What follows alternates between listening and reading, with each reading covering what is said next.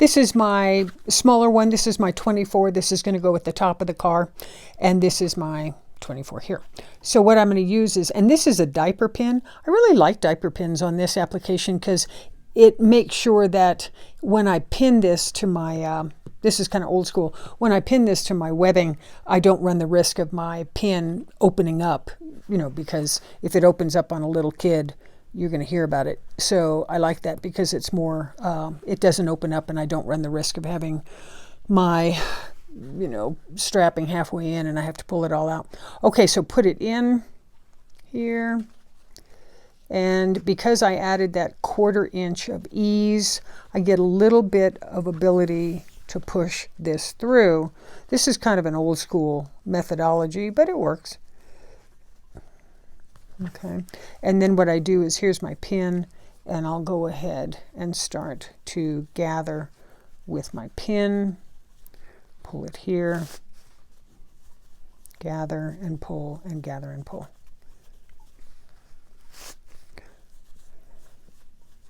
Okay. Oops. All right.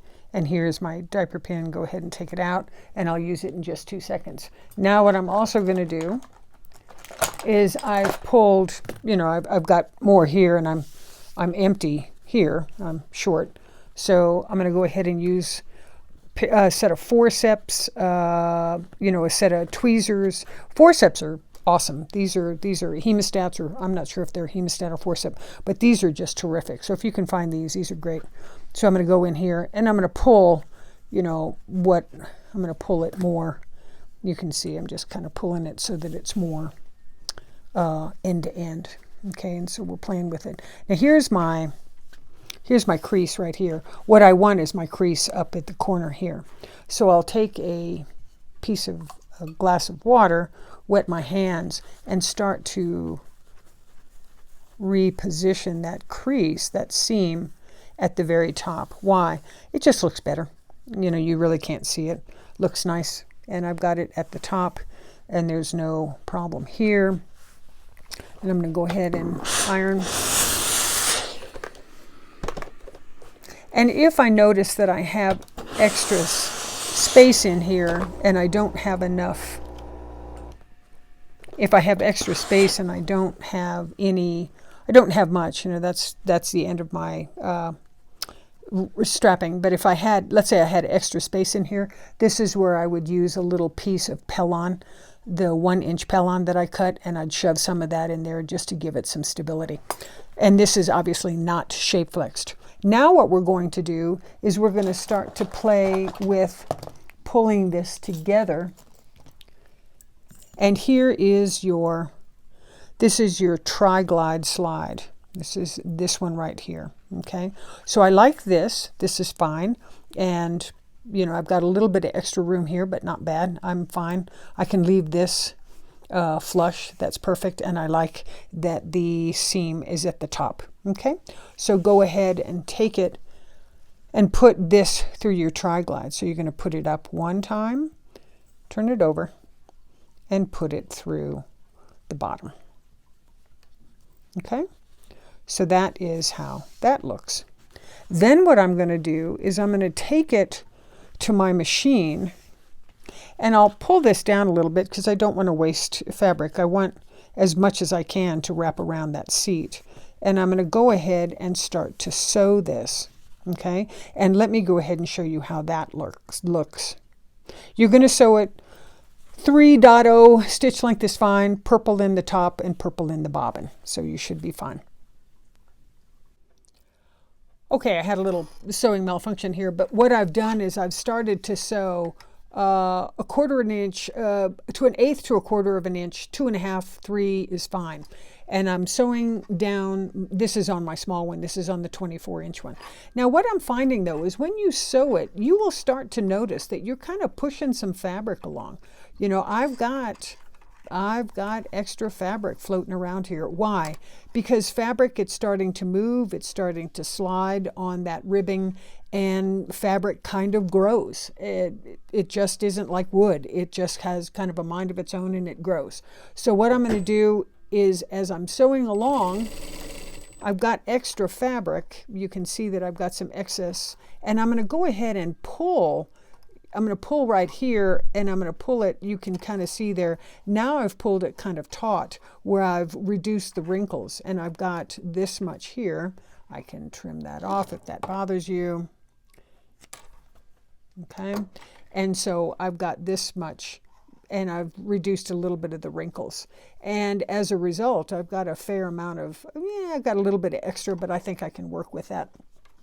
And so let me see if I can do this and not mess you up, because what I want to do is box this in. So I'm going to go ahead and I'm going to take it like this, and I'm going to fold it over. I'm sorry, boy, I got resin all in my fingers. I'm going to fold it over, and then we're going to go ahead and sew, and we're going to box this in. How you box it in, and let me show you. I'll show you right here where you can see it. We're going to sew here. We're going to stop, and we're going to pivot, and we're going to sew down.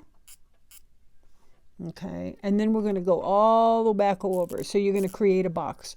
You're going to start sewing here. You're going to come up. You're going to pivot. You're going to go over. You're going to come down, because this is the edge of my fabric. And then you're going to come back. Okay, so you've boxed it all in. Then you're going to sew X to the top, from the top right to the bottom left. You're going to sew back over that initial sew. You're going to turn it, and you're going to sew this way.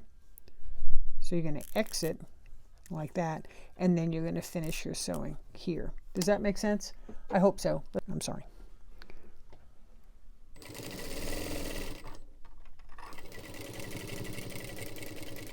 And you know, if you're sewing along and you want, you can go ahead and reduce that stitch length a little bit if you like. I'm going to reduce it just a little bit to make it tight. And then I'm going to pivot. I'm going to pivot again, move this kind of out of the way. You got to kind of throw these out of the way a little bit, get them where they clear. Come down. Pivot back. You know, your normal inclination is to do this, but then you get yourself all wrapped up. So what I do is, when I'm pivoting to go over here, is I'll go ahead and throw it this way. Twirl it all the way around, because it makes it slightly easier. Okay. Now I'm going to go ahead, come up to the corner, move your slide away. Your machine is going to kill you if you hit that. I know. You've done that, your second pass at the top. Now I'm going to complete my X, and I'm going to come to this corner where my fingers are.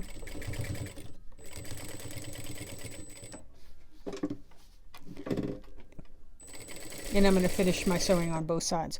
Now, because I tightened up my sewing here, I don't need it so tight here, so I'm going to make it, you know, 2.5, 3, and I'm going to finish up my sewing. And there's something to be said for an industrial machine. It's awesome. Now we're going to use our swivel hooks, okay? And I like the lobster. That's really nice.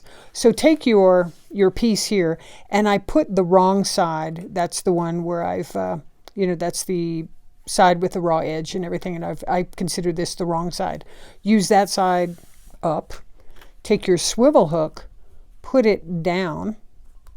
It doesn't really matter. If you were wrong, you can always turn it around, but you're correct if you turn it down. So you may as well turn it down and be smart. Okay, so then take your raw edge here.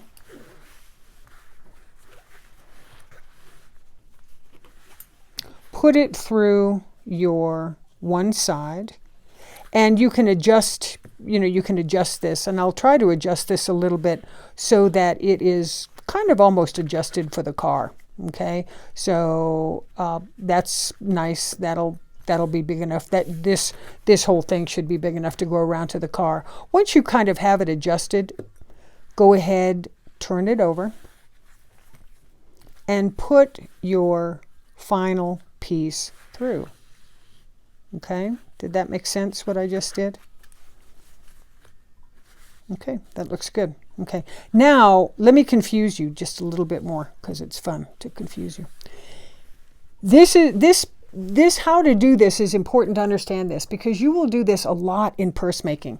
Purse making frequently has two straps. You know, obviously a purse will most of the time will have two straps, and there will be two swivel hooks on a purse. Not on this application because I don't need that, but there'll be two swivel hooks. You are at the 99th percentile now. So if you were making a purse, you have your first swivel hook here, right? Turn it this way and put your second swivel hook in here. If I were doing a purse, I'm just trying to confuse you because if I were doing a purse, I would put my second swivel hook in, right? And then I would turn it down. And I would once again come at it and sew here, and I would box it. I'd do a big box right in here, do my X, and then I'd finish and I'd just sew this piece right in here. That way you have one swivel hook here, one swivel hook here. That's for if you were doing a purse. We are not doing a purse, but I wanted to show you that because that's an important technique.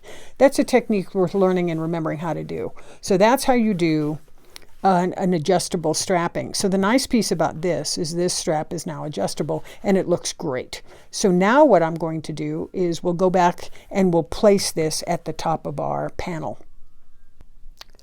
All right, we are at the top of our panel, and again, this has not been finished. Both of your pieces have not been finished. Let's put in that strapping. Okay, we've put in our D-ring, so let's, on our another 8 inches apart, let's go ahead and put the strapping in. So the strapping will go in like, and it about that much is fine. Doesn't need to go in too deep, doesn't need to go in too shallow. It just needs to go in. Just where you know you've got enough. And what's going to happen, and this is where you want to make sure, is it twisted? I don't think so. Is it nice looking? I think so. So it comes up like this.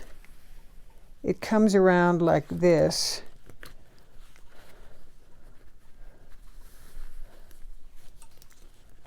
So that's about right. I just don't want it to twist.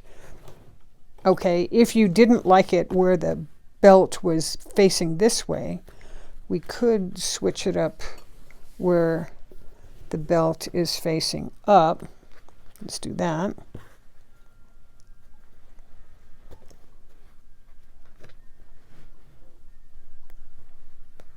So let's see what that looks like. I just don't want it to twist. I want it to be about right. So that looks, yeah, that looks about right. So that's coming like that. The belt is facing up. I like that. That looks great. Okay, so what I'm going to do is I'm going to go to my machine and I'm going to sew 1/4 of an inch with purple in the top and purple in the bottom. And when I hit my pieces and parts here, I'll probably do a double run, sew, back stitch, sew.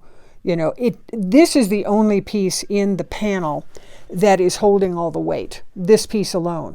The other piece, the 50-inch or the 54-inch piece at the bottom, that really doesn't hold anything. It just holds the panel, in the right position to the car seat itself. This actually holds all the weight. But it's not going to be a very heavy bag, so I'm not particularly worried about it. So we'll go ahead and do 1/4 inch, and 2.5 is fine, and do several runs right over your sweet spots. My top is done, and I've gone ahead and applied my strapping to my top, and I've done my 1/4 inch, and so that looks very nice. And that's already finished. My binding isn't on yet, but that's the last piece that I do. Now what we're going to do is finish up your large webbing. Let's finish up your large webbing. And the same principle, it's the exact same philosophy, it's the same way that we're going to do it. This is where we put in our, I'll turn it over. This is where we put in our D-ring on this side, and this extra 1-inch slot here is where we're going to put on our strapping. Okay, so go ahead and do that and we'll get started.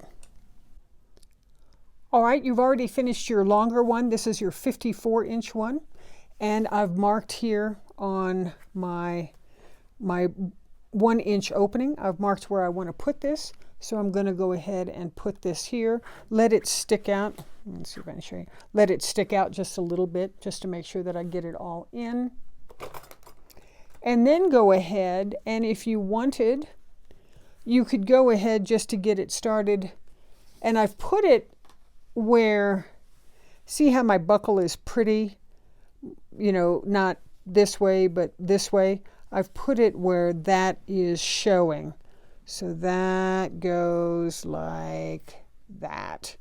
And then this piece here with my slide gets connected to my D-ring right over here. Okay, so I just want to get that orientation right. Now you can go ahead and take it to the machine, and you can do a light sew here just to get this down, and you can do a light sew on your D-ring to get this down.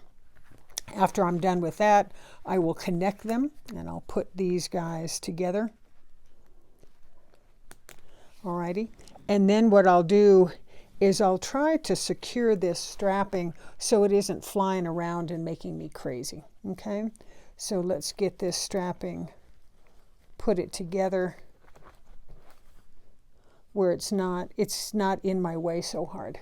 Okay, take a big Wonder clip, put it here, and now my strapping, in fact, let's move this other piece of strapping out of the way. I just don't want to come in and potentially sew and hit something metal or anything. And that's why I wanted you to use a denim needle, because it gets very thick in here.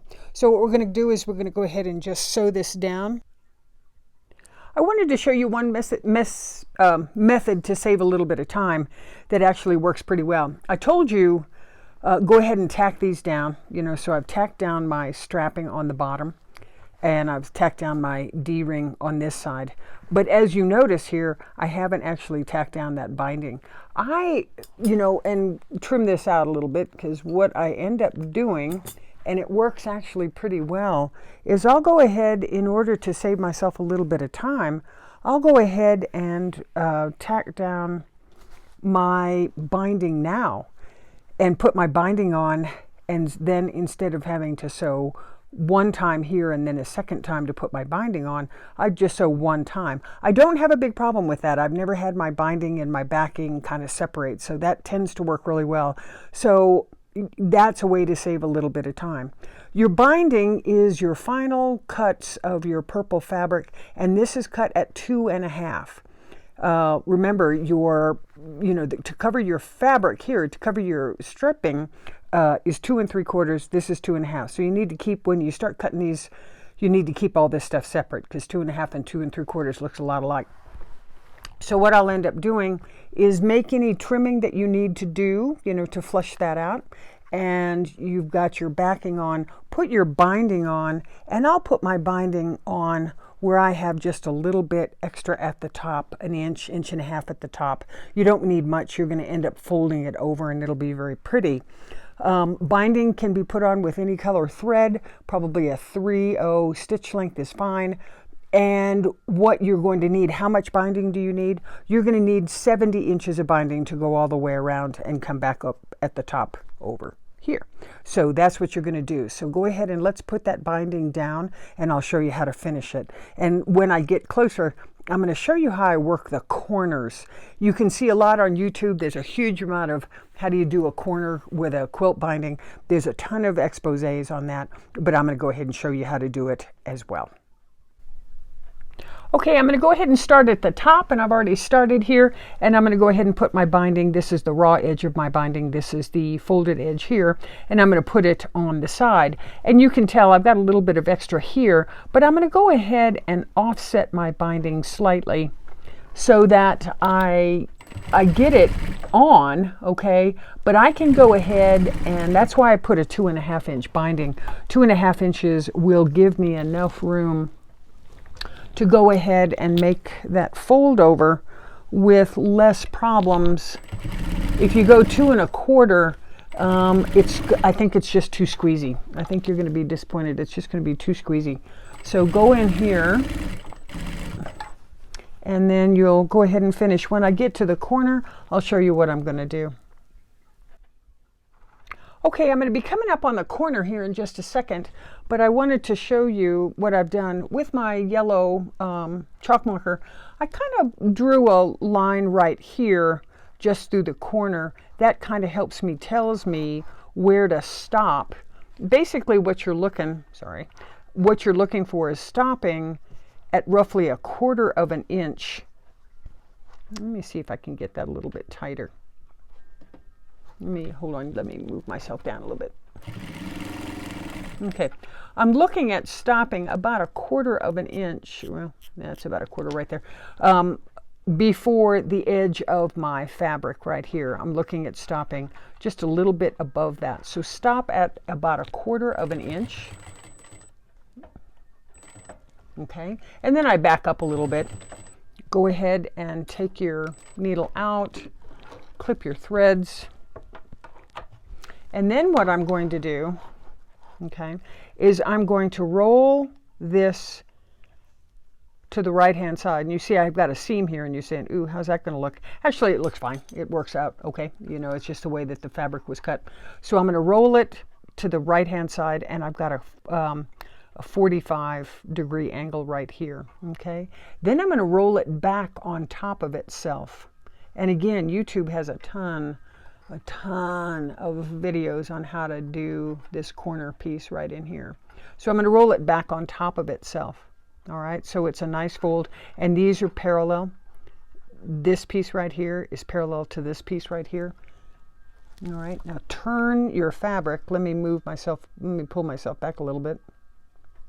Turn my fabric like this, okay? And I've got this piece is on top of this piece nicely. You don't want those to be offset. If those are offset, you know, and this is not on top of the other piece right here, you won't have a good, you're not going to have a great join. Come back here at 1/4 of an inch. Let me see if I can zoom up. Ooh, here we go. Come back here at 1/4 of an inch and start sewing. Sorry, keep on messing with you, and I'm playing with make you sick here. So I stopped 1/4, and now I'm coming the 1/4. And then go ahead and start sewing, and do that on your next 1/4, okay? I've gone ahead and I've finished the first corner, that corner, and then I just finished that corner. So now I'm coming up, and I'm just about ready to start. Make sure, you know, you've trimmed everything pretty well, and I'm offsetting my binding a little bit. Now I'm coming up to my vinyl. All right, so you can do, you know, 2.5 and stuff like that in the fabric area. But once again, you know me and vinyl, you know, I'm going to go ahead and expand my stitch length to, you know, 3.5, because I just want it to go through one time and not too tight.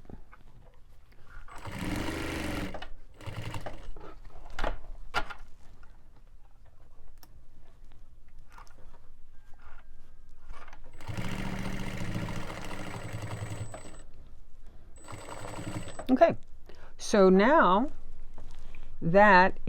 we're done with that, and we've got extra at the top, and that's going to be perfect. And let me go ahead and show you how to finish it, because we are just about done. Crazy. Alrighty, I've completed my binding, and I've put it on. And I saved you a little bit of time, because I've put my binding on and put it onto the backing with no separate sew. Didn't make a first sew at this whole pass here, just made the binding my, one time, and we're done. And so what I'm doing now is I'm going to go ahead and take my iron, and I'm going to check everything.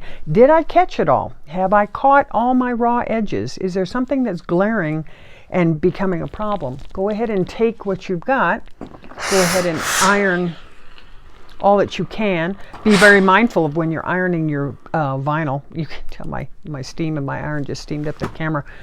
Be careful when you're ironing near that vinyl. You can iron near it, but don't be touching that vinyl with that iron. That would be sad.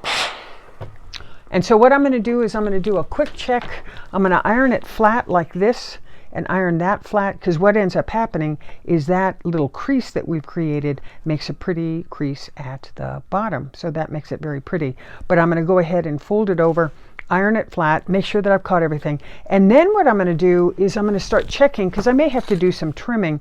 Pull it, and I've got, you can see I've got white thread here, so that's pretty visible. I'm going to go ahead and pull it and see whether or not that 2.5 inches, when I pull it taut like this, does it cover my does it cover the thread? If it covers the thread, great, because when I'm finished with this, I'm going to go ahead and sew, and I'm going to stitch in the ditch. And let me see if I can get you really close. Ooh, close.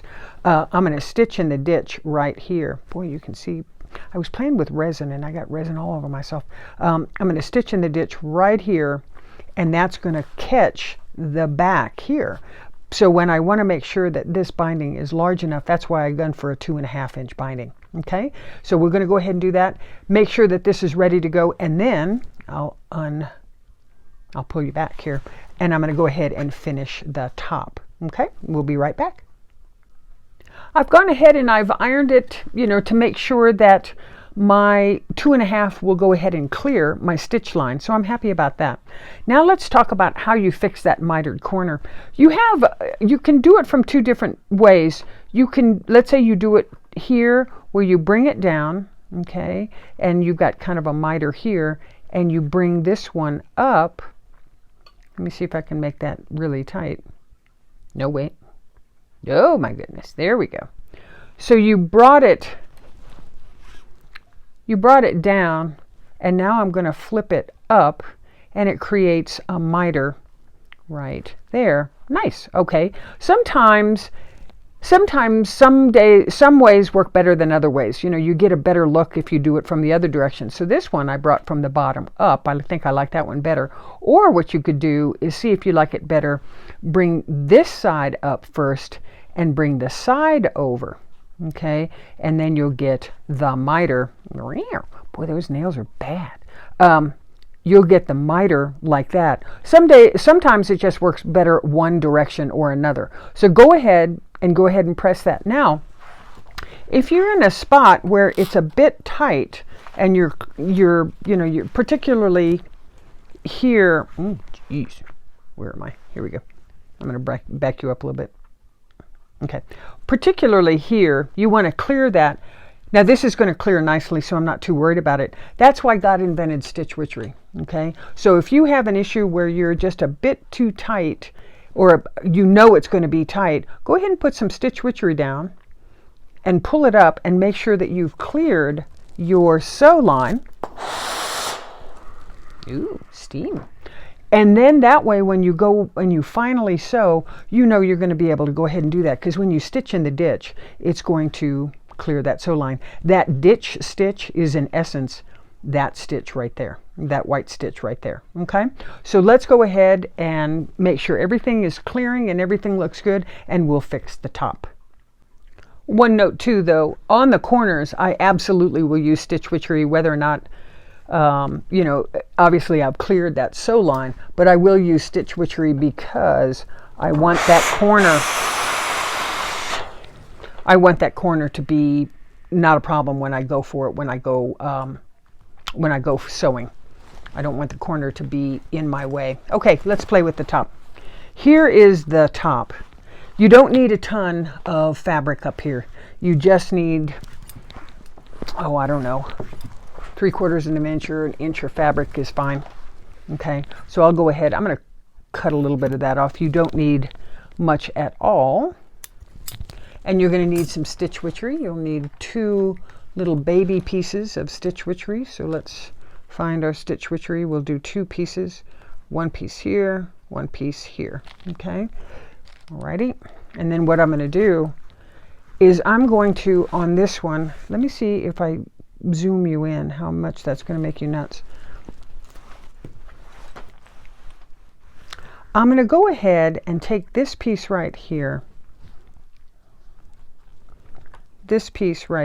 and I'm going to go ahead and pull it in a little bit at an angle. Okay, I'm going to pull it like that, because I'm going to start folding this fabric. Okay, iron that. Okay. Put a little bit of stitch witchery here. Here's my sew line right here. I'm going to go ahead and put a little bit of stitch witchery here along that sew line, and I'm going to pull that excess piece up, and I'm going to parallel that sew line like that. And then I'm going to make sure, and the reason why I canted it in is I want to make sure that this piece, right, is on an angle and it's in. I don't want this piece to be flush because it will end up pushing out when I go final and do a final, when I twist it one more time. So I want to make sure that this piece right here is kind of at an angle and doesn't interfere with this line right here. So I've got that. That's looking about right. And now I'll go ahead and iron that. Okay, that's my first piece of stitch witchery. Then my second piece, put your second piece here, right? This one is canted in. So now I'm going to pull my second piece over. And because I have that angle, see how nice that looks?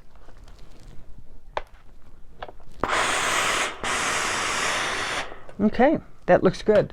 And I've cleared my stitch line because my stitch line is here. So I've cleared my stitch line, but that's going to be pretty enough, and I don't see any of my fabric. Once you start folding fabric, it starts getting very difficult for you to keep it from pooching out. And so because you brought it in at an angle, it stops it from pooching. It just doesn't have any ability to do that. So go ahead and do that on this side.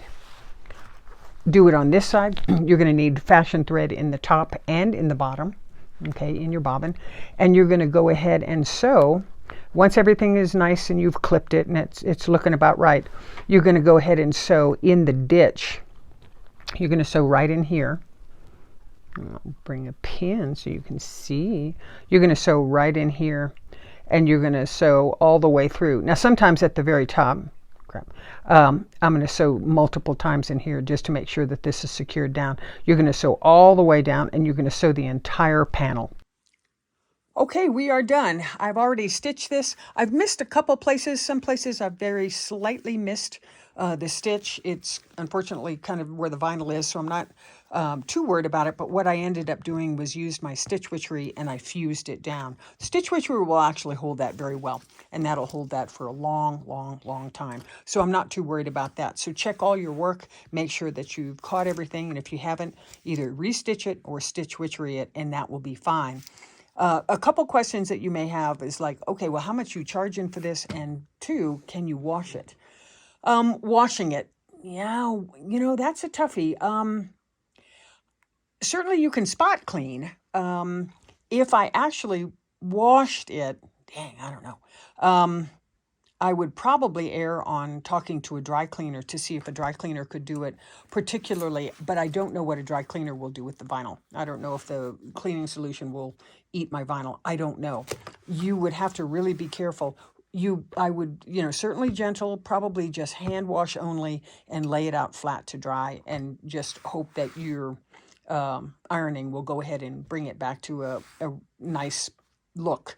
So this is a toughie. It's not meant to be washed, but it's certainly spot washing. And if the dry cleaner can tolerate the vinyl, I'd probably dry clean it, because then I wouldn't hurt so much in terms of shrinkage. How much do you charge? You really have to, that's a hard question. That's a really tough question. If you look on Amazon, these things are running, $20 to $35 or so. They're very nice on Amazon, but they're all black, and that's fine. Mine are prettier. And so, but my experience with all of this is if it's functional and it's very pretty and it's priced right, people will be interested. And so I factor in the cost of my fabric. I use my more expensive fabric, obviously, for what shows to the public, and I use my less expensive fabric to do a lining. This fabric right here was a less expensive fabric, and I found it at Walmart. Very nice fabric, and once you shapelex it, it looks great. So I try to economize there. But if you live in San Francisco, or you live in Aspen, people are paying a little bit more. If you live not there, people are looking for a deal. So you're just going to have to factor in how much this is costing you and factor it from there. How much am I going to charge? I'm thinking about $30, and I think I have a shot at that. But if it's functional, pretty, and works for people, people will be interested. All right, that pretty well concludes the show here, and I really appreciate you sticking with me. I know there was a lot of detail here, but hopefully you learned a few things, and you've got an idea that you can make this too. So thank you so much, and I really appreciate it. You guys have a great day, but just keep crafting, keep sewing. I'll talk to you soon. Thanks so much. Bye.